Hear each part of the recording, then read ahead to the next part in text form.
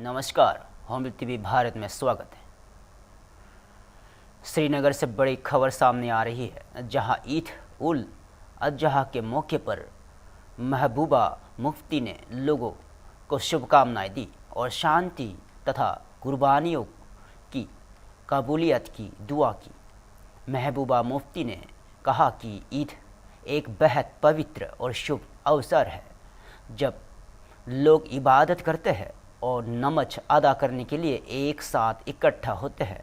उन्होंने कहा कि वह ईश्वर से प्रार्थना करती है कि सभी की कुर्बानियों को स्वीकार किया जाए और इस दौरान उन्होंने कश्मीर के मुख्य धर्मगुरु मीरवाइज उमर फारूक को कथित तौर पर बदगम जाने और जामिया मस्जिद में नमाज अदा करने से रोकने जाने के मुद्दे पर भी प्रतिक्रिया दी। महबूबा मुफ्ती ने कहा कि यह दुर्भाग्यपूर्ण है कि ऐसी घटनाएं अब आम होती जा रही है। उन्होंने दावा किया है कि मीरवाइज अभी भी नज़रबंद है और कई लोग बिना कानूनी कार्रवाई के जेलों में बंद हैं। उनके इस बयान के बाद जम्मू कश्मीर की राजनीति और सुरक्षा व्यवस्था को लेकर चर्चाएं तेज हो गई हैं।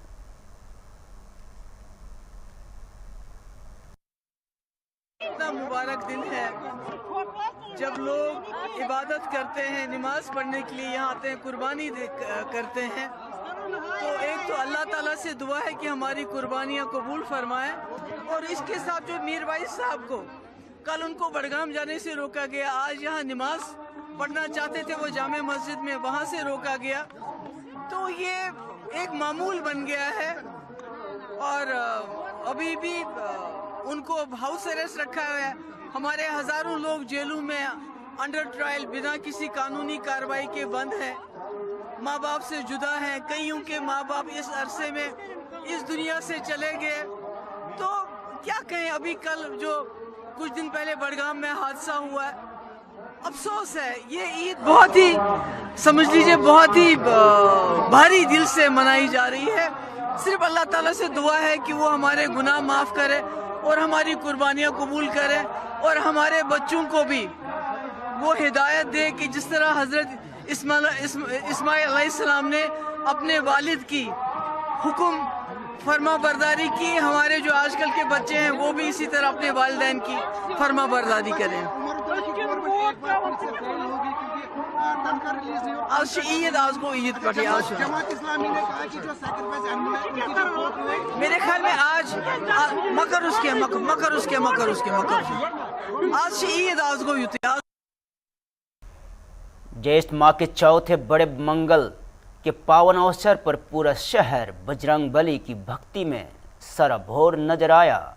मंदिरों में सुबह से ही श्रद्धालुओं के भारी भीड़ उमड़ी और हर तरफ जय श्री राम और बजरंग बली के जयकारे गूंजते रहे। इसी शुभ अवसर पर हॉर्नबिल टीवी और रिलायबल इंटरप्राइजेस की ओर से एक विशाल भंडारे का भव्य आयोजन किया गया। दोपहर से ही हनुमान चालीसा के पाठ और भक्ति गीतों के बीच टीम सेवा के भाव के साथ लोगों के बीच पहुंची और जैसे जैसे दिन बढ़ता गया, श्रद्धालुओं और राहगीरों की भारी भीड़ भंडारे में शामिल होती गई और भंडारे में श्रद्धालुओं की पूरी सब्जी, हलवा और प्रसाद वितरित किया गया। वही भीषण गर्मी को देखते हुए ठंडे शरबत की भी विशेष व्यवस्था की गई, जिससे लोगों को राहत मिल सके। सेवा और श्रद्धा के इस आयोजन में हजारों लोगों ने प्रसाद ग्रहण किया और आयोजन की सराहना की और देर रात तक चले इस भंडारे ने सामाजिक सेवा और धार्मिक आस्था का सुंदर संदेश दिया। और हॉर्नबिल टीवी और रिलायबल इंटरप्राइजेस की पूरी टीम की ओर से आप सभी को बड़े मंगल की हार्दिक शुभकामनाएं। रामचंद्र देवता कृपा प्राप्ति के नमस्ते।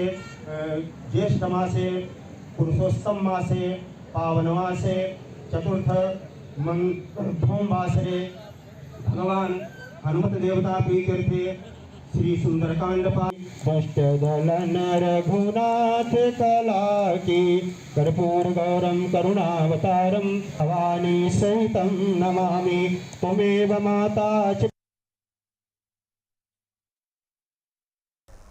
दिल्ली से बड़ी राजनीतिक खबर सामने आ रही है। टीएमसी सांसद और वरिष्ठ वकील कल्याण बनर्जी ने बिहार में मतदाता सूचियों के विशेष गहन पुनरीक्षण यानी SIR को लेकर सुप्रीम कोर्ट के फैसले पर प्रतिक्रिया दी है। कल्याण बनर्जी ने कहा है कि सुप्रीम कोर्ट का आज का फैसला बिहार के मामले तक सीमित है और इससे दूसरे राज्यों पर सीधे तौर पर लागू नहीं किया जा सकता। उन्होंने कहा है कि अदालत ने यहां भी स्पष्ट किया है कि चुनाव आयोग के पास यहां तय करने का अधिकार नहीं है कि कौन भारतीय नागरिक है और कौन नहीं। TMC संसद ने दावा किया है कि पश्चिम बंगाल का मामला बिहार से अलग है और बंगाल से जुड़े मुद्दों से तार्किक विसंगतियों की बात भी उठाई गई है। उन्होंने यह भी कहा कि सुप्रीम कोर्ट ने प्रक्रियागत सुरक्षा उपायों को लेकर कई महत्वपूर्ण निर्देश दिए हैं जिनका पालन किया जाना जरूरी होगा और SIR को लेकर राजनीतिक दलों के बीच बयानबाजी लगातार तेज होती जा रही है और इस मुद्दे पर अलग अलग व्याख्याएं सामने आ रही है। जजमेंट हुआ है SIR के लिए, ये बिहार का मैटर के लिए। बिहार का जो SIR को चैलेंज किया था उनमें एक जजमेंट हुआ है। उनमें बोला है बिहार में जो प्रोसीड्यूर को ठीक से किया है और एक बहुत बड़ा इंपॉर्टेंट बात बोला है, जिस लोग को इलेक्शन कमीशन डिलीट कर देता है नॉन सिटीजन मुताबिक, वो नॉन सिटीजन बोलने का कोई अधिकार इलेक्शन कमीशन का नहीं है और इस सब केस को 4 सप्ताह का अंदर उनको भेजना होगा। एप्रोप्रिएट अथॉरिटी जो है सेंट्रल गवर्नमेंट का, उन लोग को डिसाइड करना होगा हियरिंग देके। उसका बाद उन लोग सिटीजन है तो फिर उनका नाम इलेक्शन कमीशन का जो वोटर लिस्ट है, वोटर लिस्ट में शामिल हो जाएगा। हमारा बंगाल का केस में कंप्लीटली डिफरेंट है। बंगाल का केस में लॉजिकल डिस्क्रिपेंसी के बारे में बोला है, तो लॉजिकल डिस्क्रिपेंसी वो तो चैलेंज नहीं हुआ था बिहार का मैटर में। लॉजिकल डिस्क्रिपेंसी ओनली बंगाल में किया है, इसलिए बंगाल का केस कंप्लीटली डिफरेंट है, कंप्लीटली डिफरेंट है। तो बंगाल का केस जब हियरिंग होगा तब मालूम होगा, लेकिन constitutional validity of the SIR जो है उसको अपहोल्ड किया है, लेकिन और बहुत कुछ सेफगार्ड दिया है। तो वो पूरा जजमेंट नहीं पढ़ने से हम आपको बोलने नहीं सकते। मुंबई से इस वक्त की बड़ी खबर सामने आ रही है, जहां ईद उल अजहा के मौके पर कुर्बानी को लेकर विवाद बढ़ गया है। बसपा नेता किरीट सोमैया घाटकोपर पश्चिम स्थित सागर पार्क हाउसिंग सोसाइटी पहुंचे, जहां कथित तौर पर कुछ लोग हाउसिंग कॉम्प्लेक्स के भीतर बकरे की कुर्बानी देना चाहते थे। बताया जा रहा है कि बृहन मुंबई महानगर पालिका यानी BMC ने सोसाइटी परिसर में कुर्बानी की अनुमति देने से इनकार कर दिया है और किरीट सोमैया ने कहा कि उन्होंने महापालिका और पुलिस अधिकारियों को स्पष्ट कर दिया है कि हाउसिंग कॉम्प्लेक्स के भीतर कुर्बानी नहीं होने दी जाएगी और उन्होंने कहा है कि BMC द्वारा निर्धारित स्थानों पर ही धार्मिक प्रक्रिया पूरी की जानी चाहिए। और सोमैया ने यह भी कहा कि धार्मिक स्वतंत्रता का सम्मान है, लेकिन किसी भी समुदाय की भावनाओं को ठेस पहुंचाने वाली गतिविधियां स्वीकार नहीं की जाएगी और फिलहाल इलाके में पुलिस और प्रशासन स्थिति पर नजर बना हुआ है।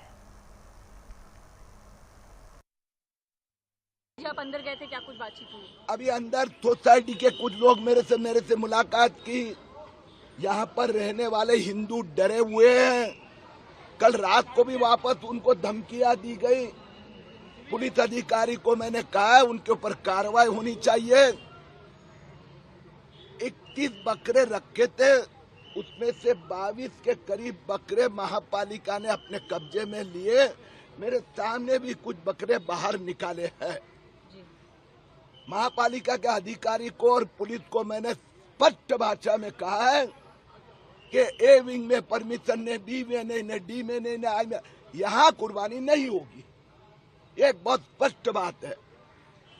अगर गलत फहमी ने कुछ गलत कागजात किसी ने दिए होंगे, कुर्बानी नहीं होगी। मुंबई शहर में महापालिका में सभी उचित जगहों पर कुर्बानी की व्यवस्था की गई है। यहाँ के लोगों को पुलिस ने बताया, महापालिका ने बताया, मैंने भी कहा है आपकी धार्मिक विधि है, जरूर कुर्बानी की जगह महापालिका उनको देगी, वहाँ कुर्बानी हो। लेकिन धर्म के नाम पर हिंदू भावना की कोई कुर्बानी देना चाहेगा तो वो हमें मंजूर नहीं है। कल मुझे मीरा रोड जाना पड़ा, उसके बाद में बकरे वहां से भगाए गए। आज मुझे यहाँ आना पड़ा, उसके बाद में बकरे निकाले जा रहे हैं। तो मैं महापालिका आयुक्त और पुलिस आयुक्त से सवाल पूछना चाहता हूँ कि ये जिम्मेदारी आप दोनों ने, आपकी जिम्मेदारी मुंबई के नागरिकों के ऊपर सौंपी है क्या? जो अधिकारी मस्ती कर रहे हैं उनके ऊपर कार्रवाई होगी। जो अधिकारी ने इसमें मस्ती करे उसमें एक को भी छोड़ूंगा नहीं। और मुंबई हो या मीरा भाईंदर हो, रहवासी संकुल सोसाइटी में कुर्बानी नहीं। दिल्ली से बड़ी राजनीतिक खबर सामने आ रही है। केंद्रीय मंत्री रवनीत सिंह बिट्टू ने बिहार के मतदाता सूचियों के विशेष गहन पुनरीक्षण यानी एसआईआर को लेकर सुप्रीम कोर्ट के फैसले का स्वागत किया है। और रवनीत सिंह बिट्टू ने कहा कि विपक्ष द्वारा एसआईआर को लेकर जो भ्रम फैलाया जा रहा था उससे आज जवाब मिल गया है। उन्होंने कहा कि देश में अवैध तरीके से रह रहे लोगों के खिलाफ कार्रवाई होगी। और केंद्रीय मंत्री ने पंजाब का उदाहरण देते हुए कहा कि वहां एसआईआर होने पर बहुत कम वोट कटेंगे, क्योंकि बाहर गए लोग अपने दस्तावेज जैसे वीज़ा और टिकट दिखाकर अपनी पहचान और स्थिति स्पष्ट कर सकते हैं। और उन्होंने यह भी कहा कि वोटर को हर समय मौके पर मौजूदा रहने की आवश्यकता नहीं है और आवश्यक प्रक्रिया पूरी होने के बाद उनका वोट सुरक्षित रहेगा। और एसआईआर को लेकर राजनीतिक बयानबाजी लगातार जारी है और विभिन्न दलों ने इससे अपने अपने नज़रिए से देख रहे हैं। किसी का भी बिल्कुल बिल्कुल, मैं ये देखो भी, इलेक्शन कमीशन भी एक पिलर है। वो इलेक्शन कमीशन किसी का नहीं है तो वो क्यों करेगा ये?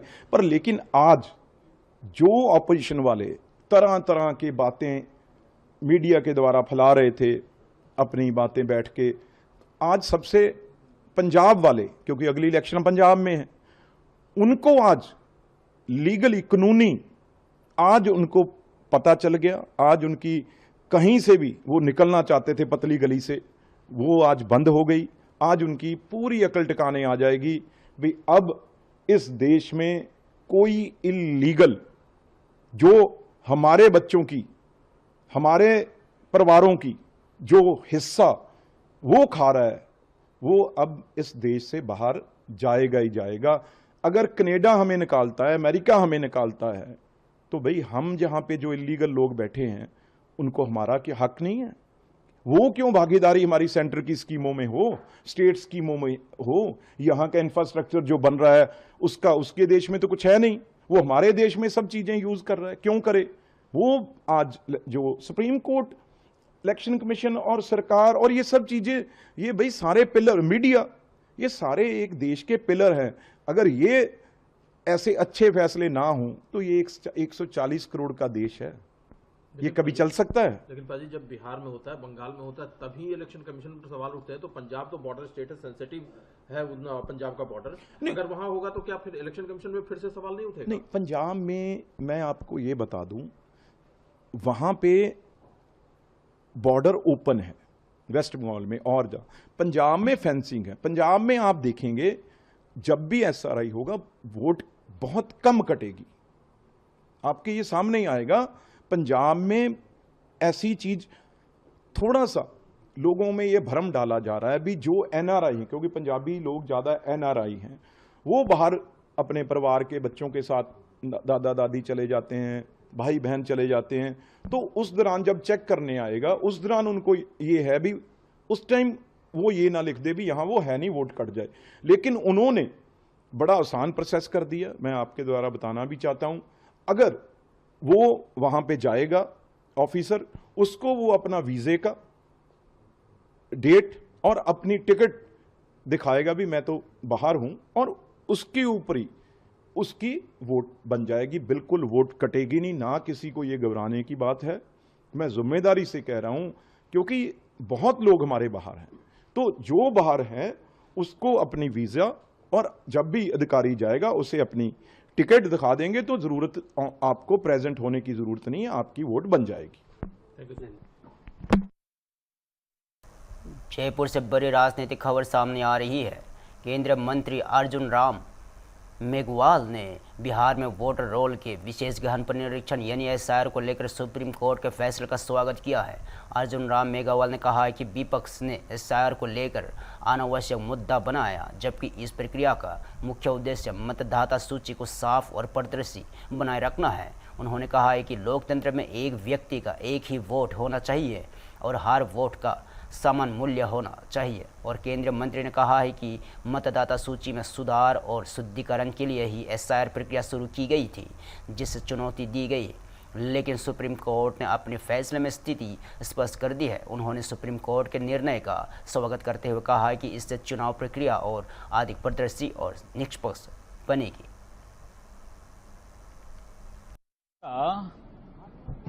जो मुद्दा विपक्ष ने बनाया और कुछ लोग सुप्रीम कोर्ट में भी गए, सुप्रीम कोर्ट सुनवाई कर रहे थे। इस बीच में एसआईआर पे चर्चा लोकसभा में हुई, राज्यसभा में हुई। सरकार की ओर से इलेक्शन रिफॉर्म पे जो चर्चा हुई उसमें जवाब भी आया, मुख्यतः एसआईआर पे थी। एसआईआर का पर्पज होता है कि मतदाता सूची को साफ सुथरा रखना।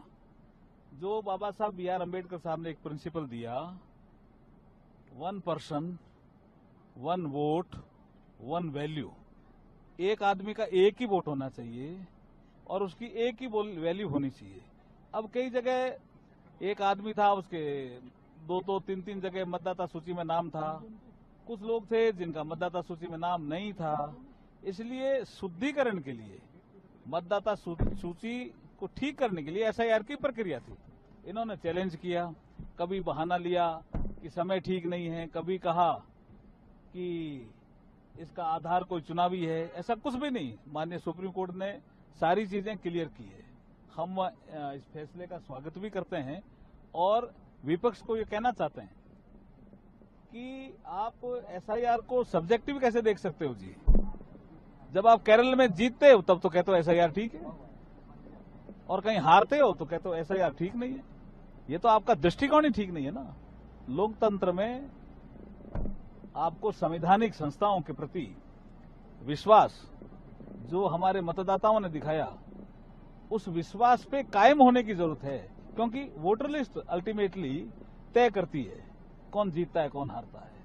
और मतदाता सूची इसलिए शुद्धिकरण के नाते एसआईआर की प्रक्रिया की गई थी और चुनाव आयोग ने इसके शानदार ये व्यवस्था जारी रखी, आगे भी ये जारी रहेगी। कर्नाटक में जिस प्रकार कांग्रेस में कलह चल रही है, केरल से इस वक्त की बड़ी खबर सामने आ रही है, जहां प्रवर्तन निदेशालय यानी प्रवर्तन निदेशालय की कार्रवाई के दौरान तनाव की स्थिति बन गई और तिरुवनंतपुरम समेत राज्य के 10 स्थानों पर ईडी की ओर से तलाशी अभियान चलाया जा रहा था। यह कार्रवाई Cochin minerals and rutile limited यानी CMRL मामले से जुड़ी बताई जा रही है और इसी दौरान आरोप है कि CPI कार्यकर्ताओं ने ईडी अधिकारियों के वाहनों पर हमला कर दिया और बताया जा रहा है कि तलाशी अभियान में पूर्व मुख्यमंत्री और वर्तमान नेता प्रतिपक्ष पिनाराई विजयन से जुड़े परिसरों पर का भी शामिल किया गया था और घटना के बाद इलाके में सुरक्षा बढ़ा दी गई है और मामले की जांच की जा रही है। फिलहाल ईडी और स्थानीय प्रशासन की ओर से स्थिति पर नजर रखी जा रही है।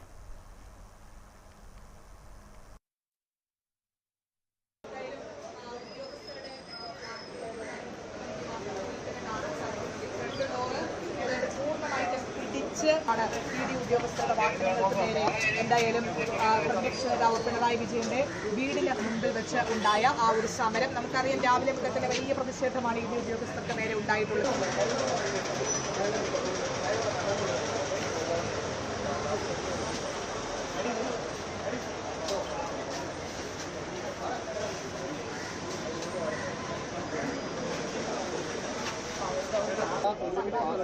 പ്രവർത്തകരുടെ ഭാഗത്ത് നിന്ന് ഉണ്ടായി എന്നത് വളരെ ഗൗരവമുള്ള കാര്യമാണ്. ഇനി അകത്തേക്ക് നോക്കുകയാണെങ്കിൽ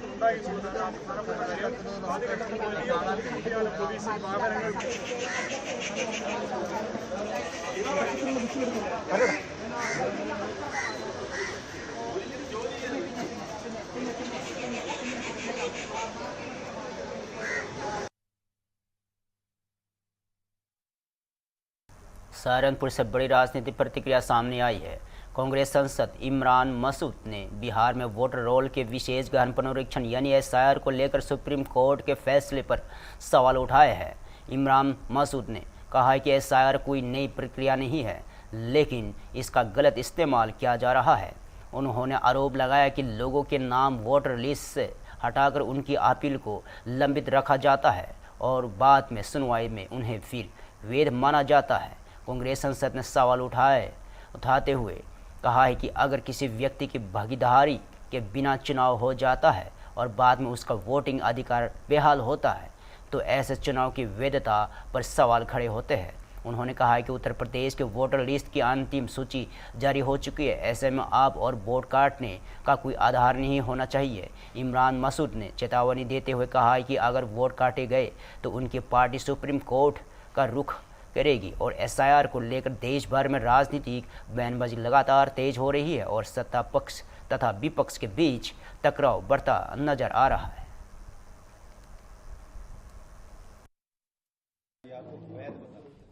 नहीं, एसआईआर अवैध कब थी? एसआईआर तो वैध थी। एसआईआर का दुरुपयोग हो रहा है। एसआईआर पहली बार नहीं हो रही है। एसआईआर का जो दुरुपयोग हो रहा है कि आप वोटर लिस्ट को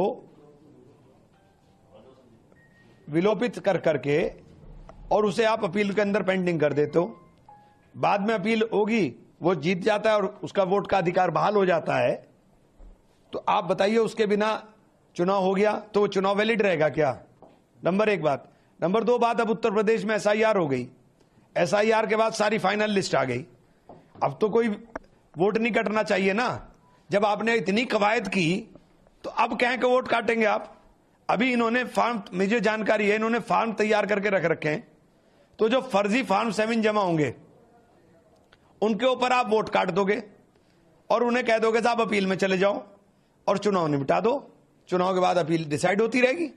तो इतने लोगों को आप वोट से एक साथ बाहर कर दोगे। तो इसके अंदर यह प्रावधान भी होना चाहिए कि अगर आपको फेयर इलेक्शन कराना है तो प्रावधान होना चाहिए कि कोई भी फॉर्म 7 अगर जमा कराएगा तो एफिडेविट पे जमा कराए, एफिडेविट दे, और अगर वो झूठा पाया जाता है तो उसके खिलाफ एफआईआर दर्ज हो। कानूनी तर्जा होना चाहिए। मतलब ये धींगा मस्ती जो देश में चल रही है ये बंद होनी चाहिए। हम इसके हक में हैं कि बिल्कुल 100% किसी विदेशी का नाम वोटर लिस्ट में नहीं होना चाहिए, किसी घुसपैठिया का नाम वोटर लिस्ट में नहीं होना चाहिए। अब जब आप डेमोग्राफी चेंज करने के लिए घुसपैठिया बताते हो तो डेमोग्राफी चेंज करने के लिए बताइए, आप 12 साल में आप ढूंढ नहीं पाए, अब तो आपकी बंगाल में भी सरकार आ गई, तो बंगाल में से बताइए कितने करोड़ लोग आप निकाले आपने? क्योंकि डेमोग्राफी तो करोड़ में ही चेंज होगी ना।